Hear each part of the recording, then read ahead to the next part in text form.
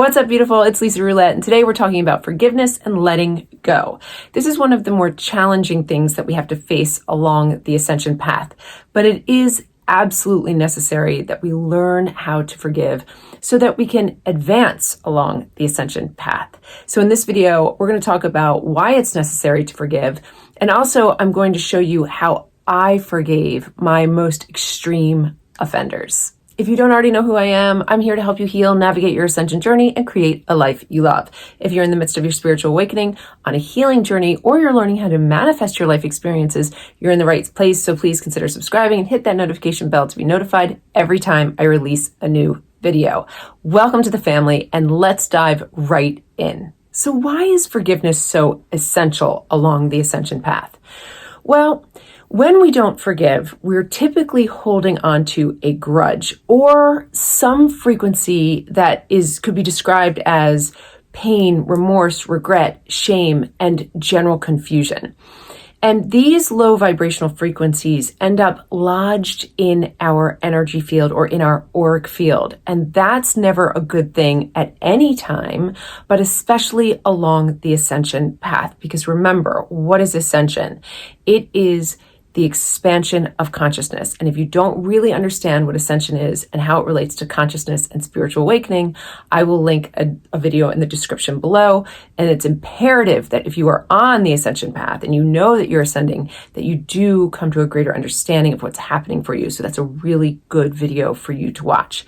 So essentially, when we are holding on to grudges or any level of remorse, regret, shame, or general confusion about another person, these frequencies get lodged in our energy field and they prevent our awareness from expanding.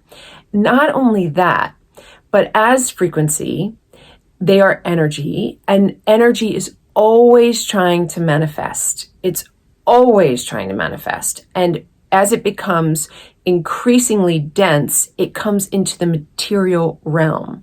So pain, remorse, regret, shame, and general confusion, if held long enough in the auric field and given enough power, it can manifest into disease. Now, as it pertains to our relationships, these frequencies are held in and around the heart chakra. So what does the heart chakra govern? The breast, chest, and lungs. So if the frequencies of the pain, remorse, regret, shame, and general confusion do start to manifest in the physical body, they could potentially manifest as heart disease or lung and breast cancer. Many of you may already have shoulder problems from carrying around too much grief, pain, remorse, regret, and shame. So it should motivate you at this point. Now, I know a lot of you don't feel ready to forgive, but part of readying yourself for forgiveness is to understand the necessity of it, and also to understand that it is not for your offender. Forgiveness is for you. It is essentially not only moving the energy of the grudge, the pain, remorse, regret, shame, general confusion, out of the auric field, but it is in essence freeing yourself from your past. A lot of people get confused and they think, well, I'm not going to forgive them. They don't deserve forgiveness, but you deserve forgiveness. And that's really important to remember. Now, another myth that we run into, which is a really toxic myth, particularly in the community of psychology, that some therapists will tell you that you need to forgive yourself for being the person that was involved with someone who hurt you. And I think that is absolutely shameful to think that you need to forgive yourself. Now, there are times when we need to forgive ourselves, absolutely, but not in every situation and circumstance. Sometimes we were hurt because there was a really, really toxic person hurting us, and really our involvement was little to none, if any. So be easy on yourself and be honest with yourself. If you feel that you do need to forgive yourself, then by all means, embark on that journey. But forgiveness is really about releasing a cord to your offender, because the more you allow the frequencies of pain, remorse, regret, shame, general confusion, and grief in your awareness, the more you are attaching yourself to the offender, even if they're miles away or not even living anymore. So you want to be very mindful of how purposeful forgiveness is and really commit to learning it. It doesn't always happen overnight. And I'm going to show you how I did it. And it didn't happen for me overnight. Now, many of you know that I've had a lot of trauma in my life, and I have had 2 very abusive relationships, one with a best friend and one with a romantic partner. Both were extreme narcissists, and there was just tremendous abuse. And I didn't really know how to get myself out of those relationships. And in fact, when I was in them, I didn't even realize there was narcissistic abuse going on. It wasn't until I left those relationships that I realized that I was not only in the midst of narcissistic abuse, but I had a tremendous amount of trauma bonds, which made it even more difficult for me to forgive. So if you are in a relationship with a narcissist, I'll link a video in the description of this video below. In the video that I'm referring to, I'm specifically referring to dating a narcissistic man, but it doesn't matter. It's relevant to any involvement with a narcissist. So keep that in mind when you watch that. So how did I forgive? Well, the first step was realizing that non-forgiveness was waiting on me in the physical, mental, emotional, and spiritual body. I couldn't stop thinking about the abuse in the mental body. In the physical body, I felt sluggish. In the emotional body, my heart had just shattered into a million pieces. I felt so much rejection and so much shame that I literally couldn't engage in any relationship, any new relationship, or really even in any healthy relationship. And in the spiritual body, it disconnected me from my source. I knew for a fact that there was something in forgiveness that I was going to attain that was going to get me closer to my source. So as I realized that this process of forgiveness was not about my offenders, it wasn't about them at all. It was not about them in the slightest bit whatsoever. It was about, all of it was for me. Absolutely all of it was for me. Then I readied myself and I said, okay, well then I'm ready. I'm ready. I'm ready for this healing.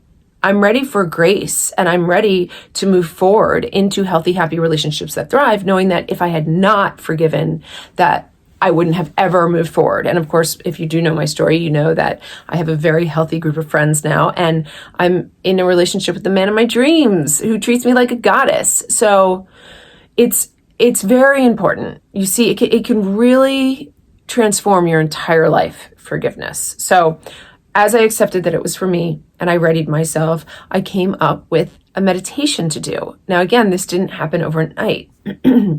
I had to practice this over and over again until I really felt that energy move through me. Now, if you're not great at meditation, it will take a number of different times to do this.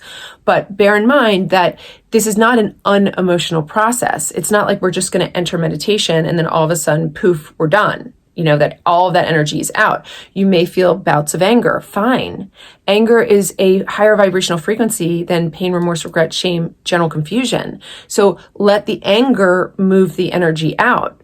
You might feel other emotions, and it's okay to feel these emotions. It means that there's energy moving, and that's a good thing. That's a really good thing. We want you to move the energy.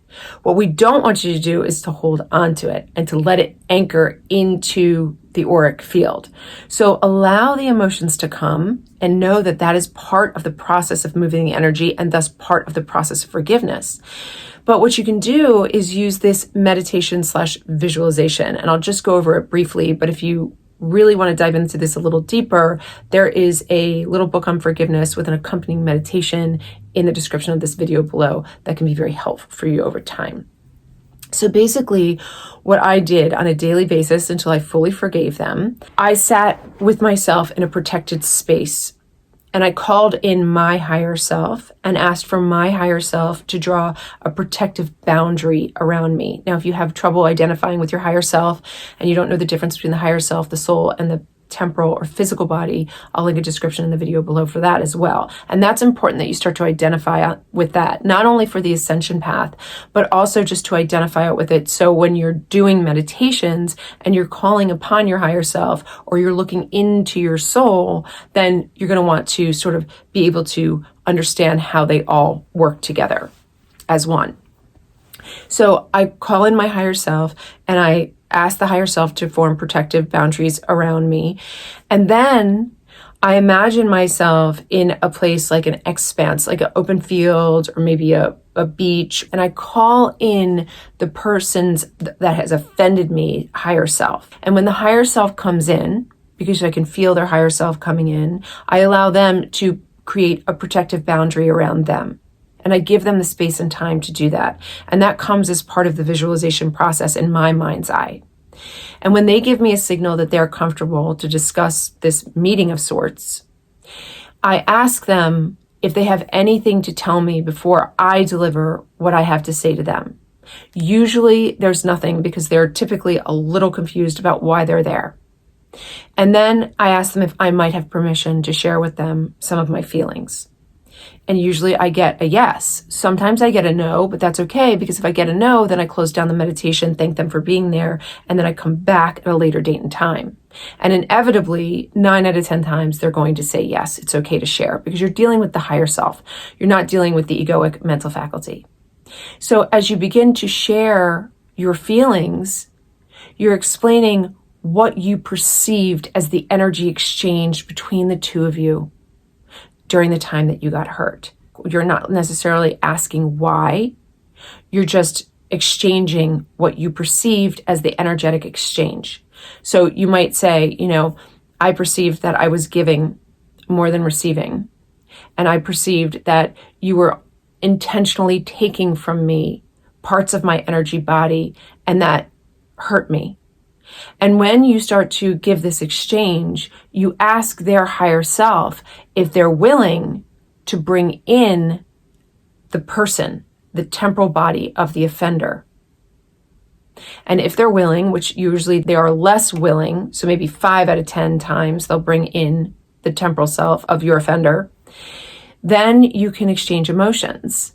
And you can say, you hurt me. You hurt me very badly. And you can't expect apologies, but you can exchange that. You can say, you hurt me very, very badly. And I'm here to forgive you, in a knowingness that at the end of the day, we are all one. And whatever has taken your light and made your darkness so prevalent and so hurtful and harmful, I pray for you that heals.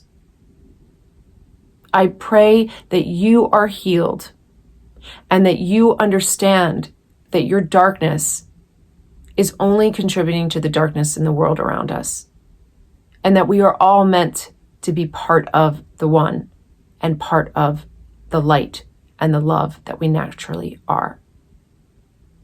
And when you're comfortable with what you've exchanged, you would ask if that temporal body has anything to share. Now, what I found, when the offender's temporal body does share, which is now maybe like 2 out of 10 times, the chances of getting a response throughout the meditation is slower as you bring it from the person's high self down to the temporal self.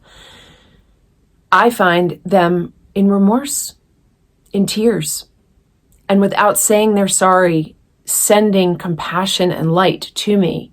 And then I understand that they know deep inside them that their darkness is so hurtful to the world around them. And they know that the reason that they're hurting the world around them is because they're hurting themselves first. And as you begin to see this, you have a growing compassion for that person. And while it doesn't validate or justify or enable or invite the offender to repeat offend, you start to see the humanness in this individual and the godliness. So once you're finished with what you have to say and you've received enough from the offender's temporal self and higher self, then you can close down the meditation. You thank them and you allow them to leave as they may. And then when you feel that you're alone and without them there, you ask your higher self to take down the boundaries and to allow you to come back into the physical room. And there should be tremendous relief. Now, if you don't get relief, it's important to practice. And if you don't get the engagement from your offender's higher self or temporal self, again, remembering that there is a possibility that they won't engage initially, and you're going to get more engagement from the higher self than you are from their temporal self. Then you keep doing the visualization. You do it as often as you need to. I mean, don't make yourself crazy. Don't do it every single day, 10 times a day. Once a day is plenty. And eventually, as you do this, because you realize how they offended you was never about you in the first place. It was about their demons and their darkness. And while it doesn't make it okay, there is a lot of compassion and empathy that will spring from you for them. And eventually, you'll learn how to love them again, but not in a way that you did before. It's loving them from a position of power. Like, I don't engage with my narcissists at all on any level. I don't see them. I don't speak to them. And if they were to try to engage to me, I would shut it down immediately. I would draw boundaries and no, I'm sorry. But I do love them. I do. I went from deeply hating them to really loving them in a way that I had never before. And I know that's hard to understand, especially for those of you who haven't embarked on this journey of forgiveness. But it is so important you forgive. Because when you carry around that pain, remorse, regret, shame, general confusion, and potentially even disease, your light diminishes. And it makes it more difficult for you to be the light worker that you naturally are. That's a wrap for this video, my friends. Don't forget, stay in the luminosity of your light. And remember, you are loved.